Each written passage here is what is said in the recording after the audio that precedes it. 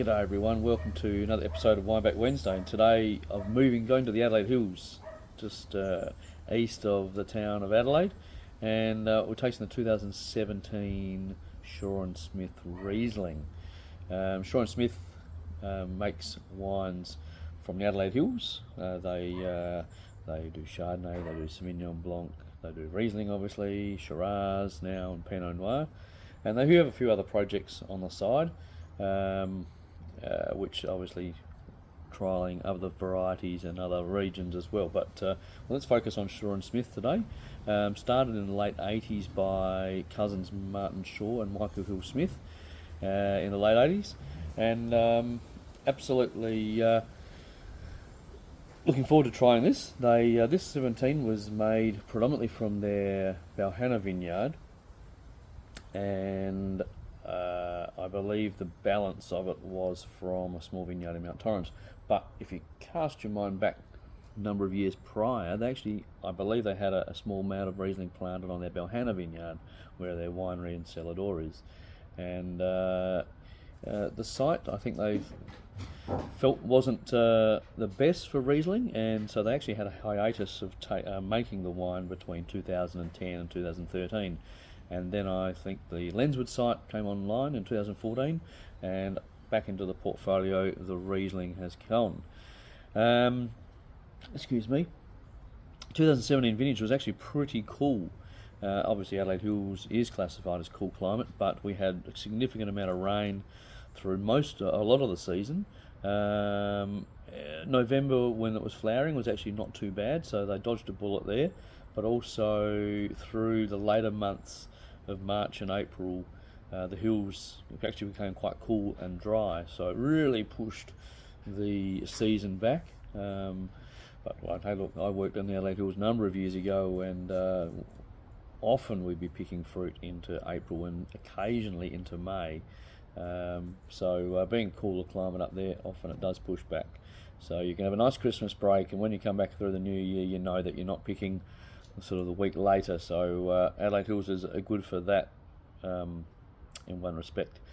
But like Riesling, South Australia has Clare Valley and Eden Valley, which are probably the most known regions for Riesling in South Australia. But when I worked up in the Adelaide Hills, I was in Lenswood as well. There was a small amount of Riesling there, and the wine was very textbook, lovely limey citrus and lovely texture to the wine, and a little great acidity being a cool climate, and makes some wonderful Riesling out of the hills.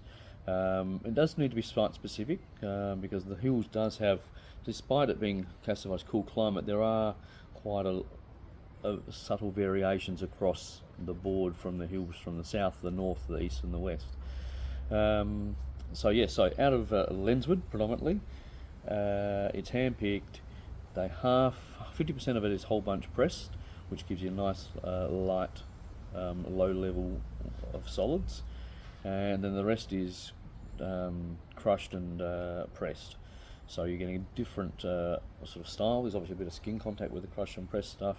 I presume it's not for an extensive length of time, but you are going to get stylistically different wines between the two processes. Very subtle, but going to give their positives in both wines. And once they've been fermented, they are fermented separately, but once they're fermented, they are blended, and then they are left on yeast lees, as in once the fermentation finishes, the wines go dry, the yeast settle, and it sits on yeast lees for about 4 months before bottling. So Riesling literally is a reflection of the site it is from. There is no, obviously some people do these days, they do play around with various other sort of winemaking tricks like barrel and what have you, but ultimately it's made in stainless steel, very aromatic, very clean, very fresh, good acidity, and the only thing these guys do is just add it, let it sit on yeast leaves for a few months just to add that subtle texture to the wine. So without further ado, let's give it a crack. 6 years old, but being a cool year and holding that acidity, it's going to be absolute cracker. So look at that lovely pale, it's actually very, very pale. It's actually got quite a distinct green hue through it, and straight away there's a nice honeysuckle note the Chinese jasmine. There is lots of limes and citrus coming through. It's very clear, very pale in the fact that it looks like it's aging very slowly. But there's some lovely that sort of Chinese jasmine and sort of white floral attributes there are quite pronounced, and maybe it's just starting to show a little bit of age, but the colour doesn't suggest anything otherwise.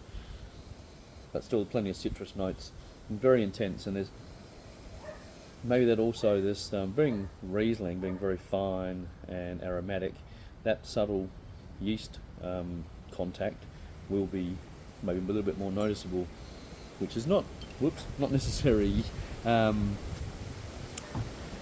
yeasty, but it has this sort of lift to it, which is probably exaggerating and making that more florals and citrus more pronounced.